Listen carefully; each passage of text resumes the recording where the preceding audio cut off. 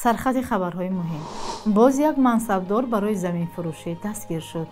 مرز تاجیکستان و قرقیزستان امروز باز می شود. و هشداری کمیته دین از حج غیر قانونی.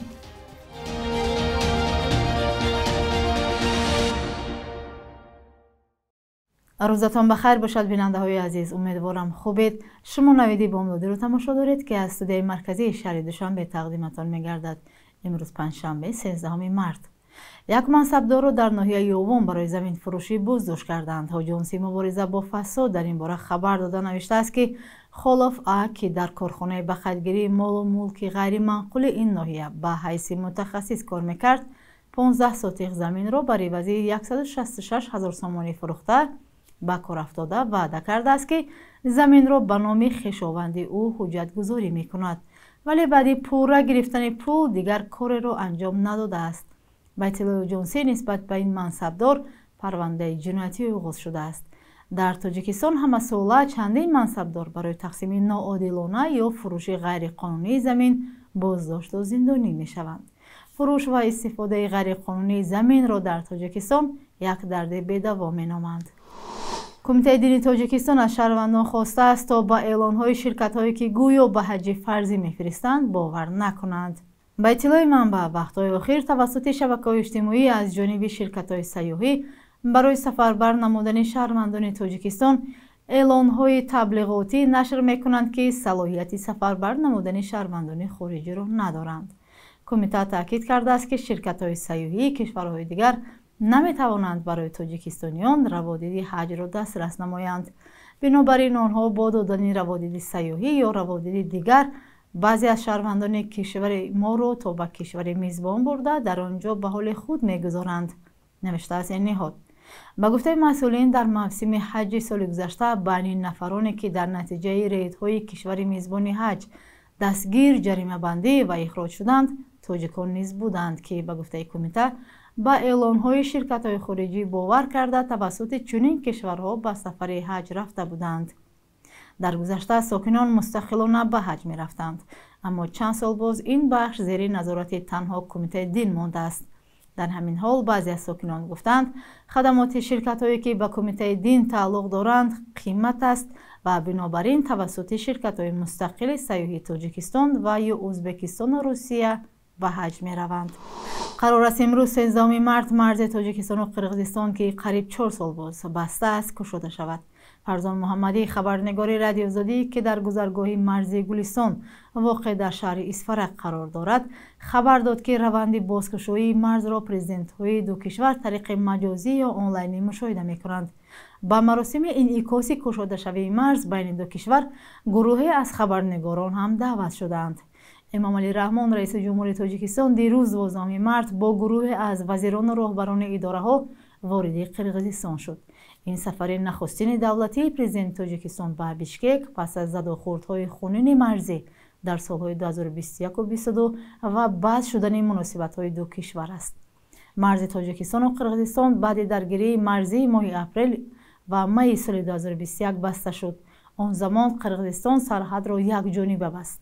تاجیکستان و قرقیزستان 1000 کیلومتر مرز دارند و نامعینی در سرحد در سالهای 2021 و 2022 سبب درگیری‌های خونین شد و از هر دو جانب ده‌ها کشته و زخمی بر جای گذاشت.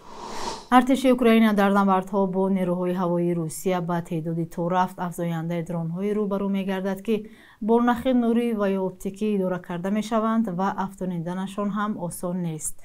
موج پهپادهای معمولی را به هم زدن و از کار انداختن مشکل نیست، اما پهپادهایی که با نخ نوری اداره می شوند در برابر پرازیت‌های موجی تاب آورند. ارتش اوکراین هم حالا عین فناوری ها را به کار می برد، اما در این سمت از روسیه عقب می ماند. درون و یا پهپادهای نوری شیوه‌های جنگی روسیه و اوکراین را تغییر دادند. این درون ها در 1 ساعت تا 60 کیلومتر حرکت می کنند، مانور انجام می دهند و نخ نوری تا فاصله 10 کیلومتر پایدار می ماند و کندن نمی شود. نیروهای اوکراین در نزدیکی شهر پکروفسک درون های را آزمایش می کنند که به نخهای نازک نوری وصل شدند. این غلطه است که نخ نوری در آن پیچیده است. این غلطک خرد از پهباد است که آسیب دیده است. درون‌هایی را که با امواج رادیویی داره می‌شوند رادیویی کردن و از کار انداختن ممکن است، کاری که با درون‌های نخی نوری کردن نمی‌شود. چند ماه است که ارتش روسیه از درون‌های نخ نوری استفاده می‌برد. از آنها به خصوص در ولایت کورسک بیشتر استفاده می‌کنند. در این عکس که درون برداشته است تا لحظه ترکش همه چیز واضح دیده می‌شود. هیچ کسی هم موج ویدیویی آن را یافتن نمی‌تواند. ابزارهای الکترونی این درون‌ها را از کار انداختن نمی‌توانند. این گونه محل‌ها قبلا از حمله پهپادها ایمن بودند، حالا نیستند. بچه های ما بر راه‌های جنگلی قبلا به خطر حرکت می‌کردند چون جنگل مانع موج‌های رادیویی می‌شود. به دشمن پیدا کردن ما و هدف گرفتن در درون جنگل آسان نبود زیرا موج گم می‌شود. برعکس پهپادهای معمولی در پهپادهای نخ نوری موج در سطح پایین و نزدیک به زمین هم قوی می‌ماند. بسیاری از آنها تا مسافه 20 کیلومتر به هدفشان می‌رسند. پیچیدن نخ درون به چیز یا کنده شدنش از خطرهای اساسی برای این نوع پهپادهاست. بر طبق گزارش‌های شرکت‌های چینی فرمایش‌ها از طرف روسیه هر ماه زیاد و زیادتر می‌شوند. آنها هم درون‌های زیادتر استحصال می‌کنند و ثبت‌های ویدیویی ما نشان می‌دهد که روس‌ها این پهپادها را در همه جبهه‌ها استفاده می‌برند. اوکراین هم برای استحصال این گونه درون‌ها دست و پا می‌زند. آزمایش‌های اولین پهپادهای ما چندان خوب نبودند چون با غلطک‌ها و نخ‌های نوری مشکلی داشتیم. آزمایش‌های اخیر نشان دادند که 6 شرکت ما می‌توانند این نوع درون‌ها را استحصال کنند.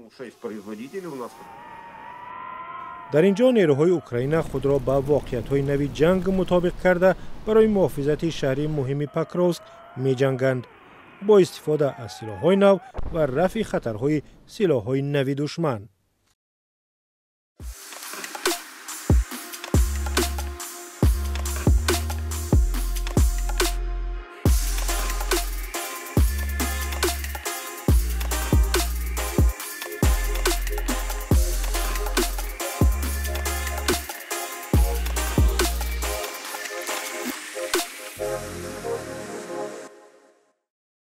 президенти иёлоти муттаҳидаи амрико Доналд Трамп гуфт намояндагони ӯ ҳамин ҳозир ба Русия мераванд. Вай дар ин бора зимни мулоқот бо хабарнигорон дар Кӯхи Сафед хабар дод, менависад нашрияи The Guardian.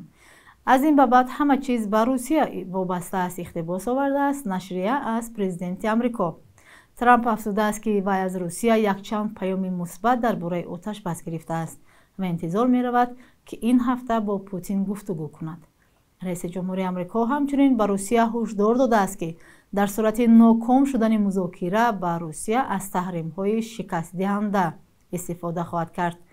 ин барои Русия хеле бад хоҳад буд. ман ин корро кардан намехоҳам, зеро ман сулҳ мехоҳам, гуфтааст Трамп.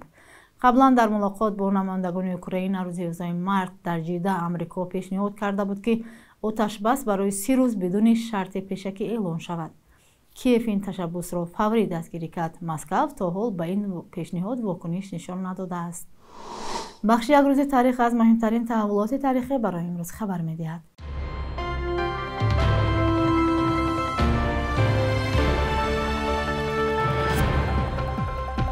13 марти соли 1938 бо қарори ҳукумати шӯравӣ дар мактабҳои миёнаи ин кишвар таълими забони русӣ ҳатмӣ шуд. таърихшиносон зарурати чунин қарорро ба сабабҳои объективию сиёсӣ рабт медиҳанд ки аз сӯе барои ҷорӣ кардани як забони муошират дар як кишвари сермиллат зарур буд. аз сӯи дигар нуфузи фарҳангу забони русӣ дар пешбурди сиёсати Москав бисёр муҳим дониста мешуд. ин қарор сабаби коҳиши корбурди забонҳои миллӣ гашт ва онҳоро дар сатҳи оила маҳдуд намуд.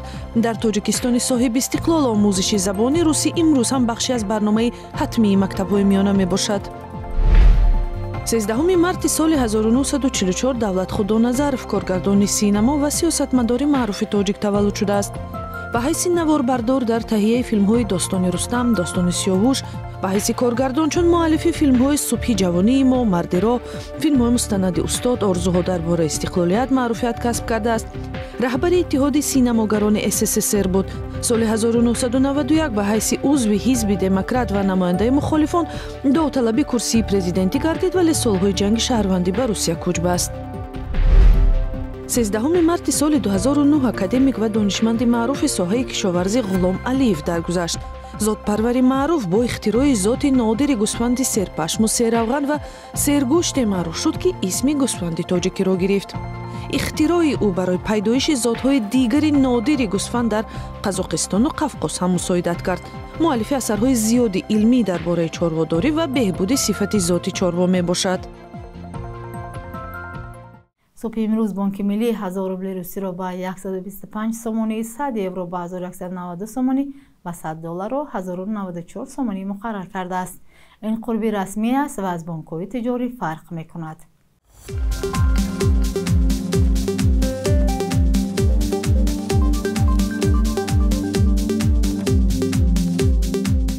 шумо навиди бомдодиро тамошо кардед. ахбори аз ин бештарро давоми рӯз дар сомона ва саҳифаҳои иҷтимоӣ Радио Зодӣ пайдо карда метавонед. то фардо дар ҳамин вақту соат хайр.